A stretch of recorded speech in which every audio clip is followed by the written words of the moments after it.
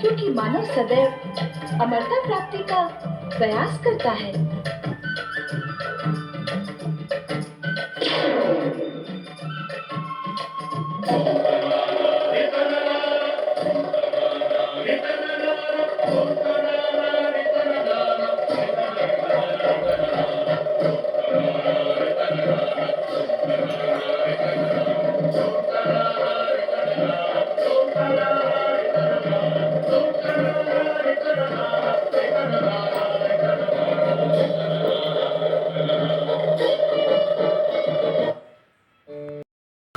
सुनिश्चित करें। अर्थात इस गुफा तक पहुंचने वाला व्यक्ति अमरता को प्राप्त कर लेगा।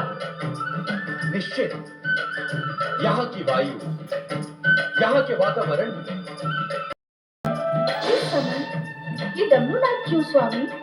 देवी पार्वती, जिस प्रकार इस पवित्र गुफा में आने वाला जीव अमर हो सकता है, उसी प्रकार किसी भी जीव के कानों में दिव्य ब्रह्म ज्ञान पड़ जाने से वो ब्रह्मज्ञानी बन इस सृष्टि की समस्त व्यवस्था को छिन्न भिन्न कर सकता है। किंतु डमरूनाथ से क्या होगा? इस डमरूनाथ के भीषण स्वर से इस गुफा के आसपास रहने वाले जीव जंतु दूर भाग जाएंगे। क्या जीवन यहाँ भी है स्वामी? आश्चर्य है कि यह प्रश्न हमसे पर्वत नंदिनी पार्वती पूछ रही है। देवी, जीवित रहने की आकांक्षा जीवात्मा को कहां कहां ले जाती है, यह जानकर आपको अपार आश्चर्य होगा। आश्चर्य तो मुझे इस गुफा को देखकर भी हो रहा है स्वामी। हम इसी आश्चर्यचकित करने वाले स्थान पर आपको ब्रह्म ज्ञान का अमर संदेश प्रदान करें। इसी कारण भविष्य में यह गुफा अमरनाथ धाम के रूप में प्रसिद्ध होगी। जय अमरनाथ धाम। आज हमारे प्रिय मास यहाँ हमारे प्रतीक शिवलिंग के दर्शन करेगा, उसे अमरता के साथ ही साथ वैसा ही दिव्य ज्ञान प्राप्त होगा जैसा अब हम तुम्हें प्रदान करेंगे। अर्थात क्या अब प्रत्येक वर्ष श्रावण पूर्णिमा पर यहाँ आपका प्रतीक पूर्ण हिम शिवलिंग अवतरित होगा? हाँ देवी, आज से प्रत्येक वर्ष श्रावण माह में चंद्रमा के बढ़ने के साथ ही साथ मेरा प्रतीक हिम शिवलिंग अवतरित होकर पूर्णिमा के दिन पूर्ण होगा तथा चंद्रमा के घटने के साथ ही अमावस्या तक मुझ में विलीन हो जाएगा।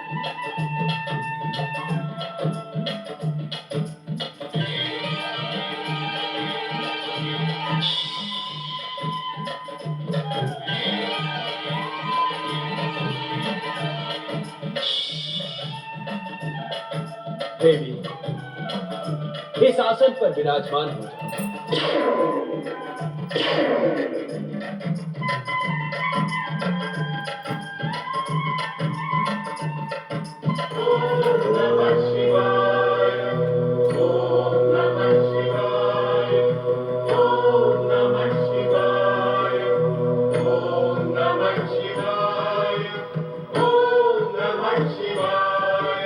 ब्रह्म ज्ञान की कथा अत्यंत रहस्यमयी तथा कठिन है। हम ये ज्ञान तुम्हें समाधि अवस्था में प्रदान करेंगे। इसे कहते हुए हमें तथा सुनते हुए तुम्हें रोमांच का अनुभव, अतः सुनने की सहमति का हुंकार जिससे हमें यह ज्ञात रहे कि तुम ध्यान से ब्रह्म कथा सुन रहे हो। जो आज्ञा। शक्ति स्वरूपा पार्वती, तुम्हें यह ज्ञात हो कि पूर्व काल में हमने अपने निर्गुण दिव्य तेज से पंचक्रोशी नदी का निर्माण किया। इसी पंचक्रोशी नगरी में श्री हरि विष्णु पुरुष के रूप में प्रकट होकर हमारे पंचाक्षरी मंत्र का प्रणव सहित ब्रह्म ज्ञान की साधना करते हुए जप करते हैं। नमः शिवाय। हमारे इस पंचाक्षरी मंत्र की निरंतर जप से एक दिव्य ध्वनि का निर्माण किया। उस दिव्य ध्वनि से आनंद की लहरें उठने लगी। श्री हरि विष्णु का संपूर्ण शरीर इस आनंद लहरी का अनुभव करने लगा।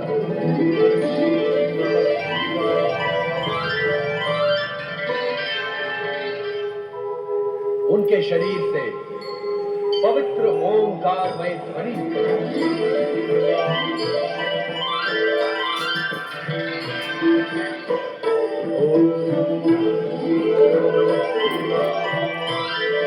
निद्रा मग्न हो जाती है और उनके स्थान पर होने लगा। ये ब्रह्म ज्ञान शिव का स्वरूप जो जीवात्मा कुछ परमात्मा स्वरूप के इस ब्रह्म ज्ञान अपने हृदय में स्थित देख लेते, वो साक्षात हमें अर्थात शिव तत्व को प्राप्त कर लेते। देवी पार्वती लोक कल्याण तथा निरंतर शिव भक्ति में प्रयत्नशील शुद्ध आत्माओं, निर्मल मन और सात्विक बुद्धि वालों को शीघ्र ही शिव तत्व की प्राप्ति हो जाती है।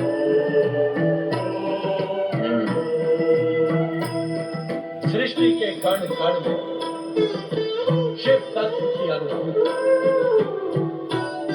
प्राणी मात्र की श्रद्धा और भावनाओं को आहत न कर तथा संपूर्ण संसार को शिव की रचना मानने वाली जीवात्माओं को शिव ज्ञान की प्राप्ति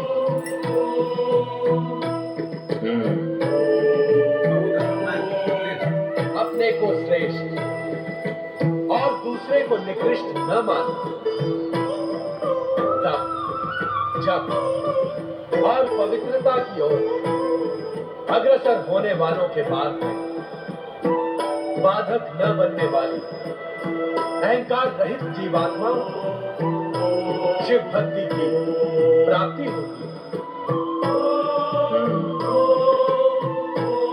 शिव तत्व, शिव ज्ञान और शिव भक्ति की प्राप्ति से मन, आत्मा और बुद्धि तेजस्वी तथा ओजस्वी बन जाती है।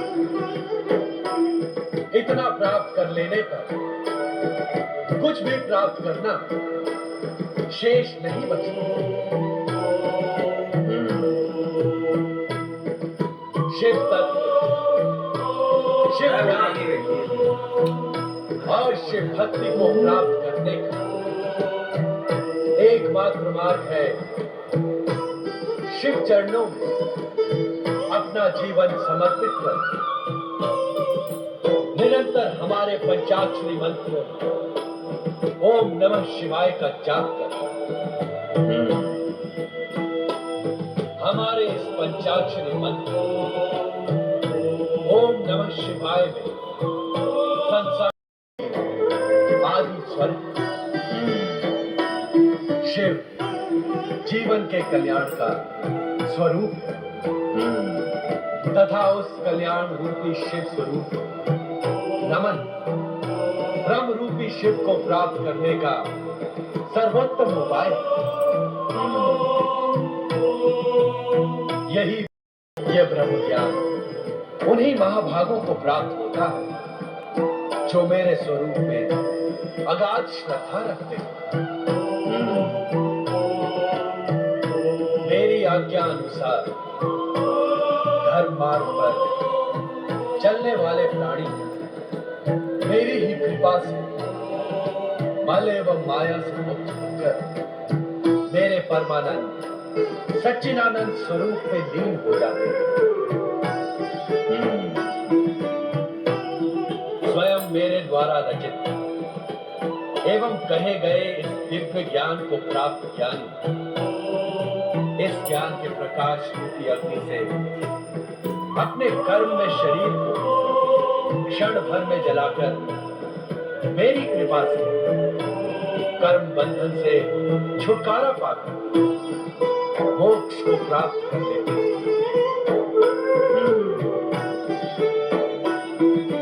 तब इस सृष्टि का गोपनीय से गोपनीय रहस्य भी उसके सम्मुख रहस्य नहीं रह जाता, कारण कि वो स्वयं शिव तत्व प्राप्ति का प्रतीक बन जाता है।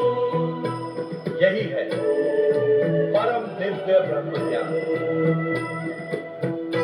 जिसे पाकर तुमने अपनी आत्मा को मुझ परात्पर ब्रह्म में समाहित कर दिया। अब तुम स्वयं शिव तत्व, शिव ज्ञान और शिव भक्ति की प्रतीक हो।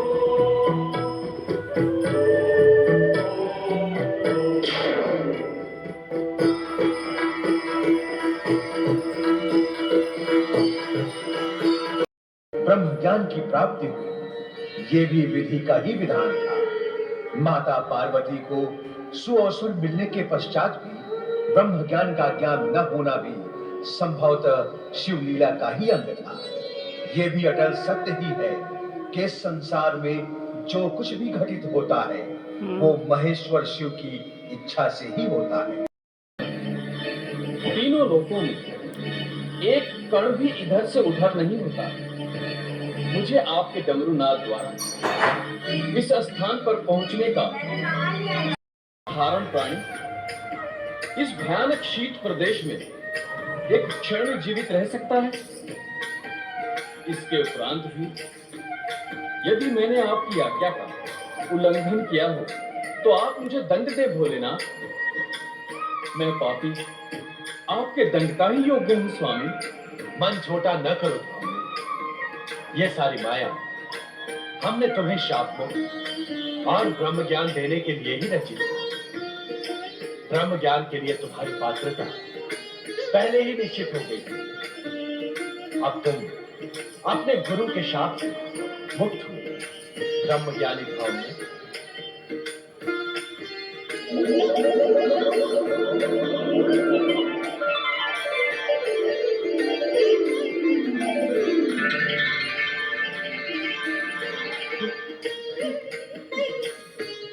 भोलेनाथ, भोलेनाथ, आप कृपा निधान है, दया की सागर है।